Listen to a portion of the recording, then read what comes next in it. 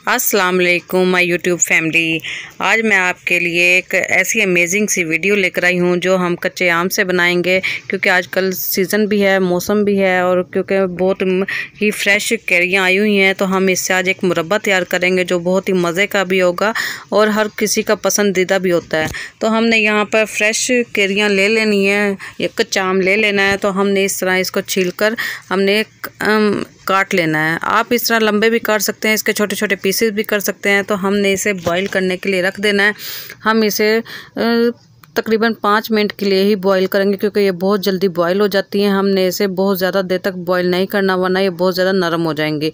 तो हमने तकरीबन 80 से 85% ही हमने इसे बॉईल करना है, बहुत ज़्यादा गला नहीं लेना, क्योंकि ये अपनी हीट में भी ये नरम हो जाएंगे। तो ये देखें यहाँ पर ये बॉईल आना शुरू हो गया है।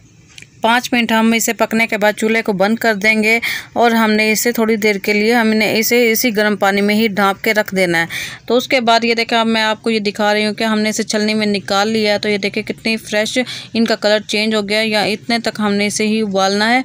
और यहाँ पर ये मैं आपको दिखा रही हूँ कि हमने इसे खुश्क कर लेना है, इसमें कोई पानी वगैरह ना हो। अब हम इसका शीरा तैयार करेंगे। शीरा के लिए मैं यहाँ पर 2 कप भर के चीनी लूँगी। आप अपने किसी भी मेजरमेंट से आप इसे कर सकते हैं, क्योंकि इसमें चीनी की मिकदार ज़्यादा होगी। तो हमने यहाँ पर 2 कप चीनी लेनी है और मैंने इसमें आधा कप, जिस कप से मैंने चीनी को मापा है इसी कप से ही मैं यहाँ पर आधा कप मैं पानी ऐड करूँगी। हमने इसमें बहुत ज़्यादा पानी नहीं कर देना, क्योंकि फिर ये हमारा शीरा अच्छा नहीं बनेगा। तो हमने इसमें चीनी को अच्छी तरह मेल्ट कर लेना है। ये देखें चीनी हमारी अच्छी तरह मेल्ट हो गई है। अब हम इसमें ये कैरियाँ ऐड कर देंगे और कैरियों को हमने हल्की आँच पे ही पकाना है, बहुत ज़्यादा तेज़ फ्लेम पर हमने इसे नहीं पकाना। आँच आपने बहुत तेज़ नहीं करनी, वरना इससे हमारा शीरा जलने लगेगा, शीरे का कलर भी हमारा चेंज हो जाएगा। तो यहाँ पर यह हल्की आँच से पकने देना है और इस तरह इसे हल्का हल्का हिलाते भी रहना है, ताकि हमारा अच्छी तरह फ्रेश तैयार हो जाए। इसके बाद हम इसमें कुछ ड्राई फ्रूट भी ऐड कर सकते हैं। मैं यहाँ पर सिर्फ ये मगज़ डालूँगी। आप चाहें तो इसमें बादाम या खोपरा वगैरह भी डाल सकते हैं, जो आपको पसंद हो, या कलौंजी वगैरह भी ऐड कर सकते हैं।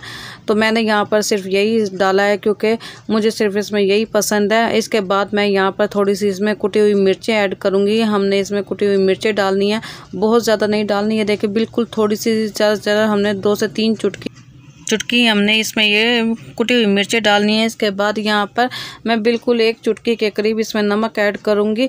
नमक भी हमने बहुत ज़्यादा नहीं डालना, नमक डालने से बस इसका हल्का सा टेस्ट अच्छा हो जाएगा। तो हमने इसे देखे हिलाते रहना है। ये भी हमारा जब तक शीरा हमारा गाढ़ा ना हो जाए, हमने इसको हिलाते रहना है और इसको हल्की आँच पर ही पकाते रहना है। बहुत तेज़ आँच करके हमने इसे नहीं पकाना। ये गर्मियों की एक किस्म की सौगात है, गर्मियों में ये बहुत अच्छा लगता है। आप इसे नाश्ते में इस्तेमाल कर सकते हैं, किसी भी खाने में के साथ इस्तेमाल कर सकते हैं, जो कि बहुत ही मज़े का लगता है। तो यहाँ पर ये मैं इसे हल्की आंच पे बनने दूंगी और ये हमारी सेहत के लिए भी अच्छा होता है। तो यहाँ पर ये मैं अब आपको दिखाऊंगी कि हमने इसका शीरे का कैसे पहचान करनी है कि हमारा ये मुरब्बा बनकर तैयार हो गया है। तो ये देखें मैं आपको दिखा रही हूँ कि इस तरह हमारा ये एक तार बनना चाहिए। हमने बहुत ज़्यादा इसे गाढ़ा नहीं कर देना। तो ये देखें यहाँ पर अब मेरा ये शीरा बिल्कुल ओके हो गया। तो यहाँ पर मेरा ये मुरब्बा बनकर तैयार हो गया। अब मैं इसे चूल्हे से उतार दूँगी और इसे थोड़ा सा ठंडा होने के लिए रख दूँगी। ठंडा होने के बाद फिर हम इसे सर्व करेंगे। ये देखें हमारा बहुत ही मज़े का मुरब्बा बन के तैयार हो गया है।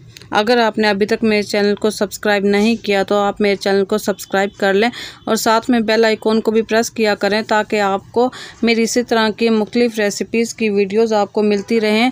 सो व्यूअर्स, उम्मीद है कि आपको मेरी डिफरेंट सी वीडियो अच्छी लगी होगी, रेसिपी अच्छी लगी होगी। आपने इसे ज़रूर ट्राई करना है। ये बहुत ही मज़े का मुरब्बा तैयार होता है।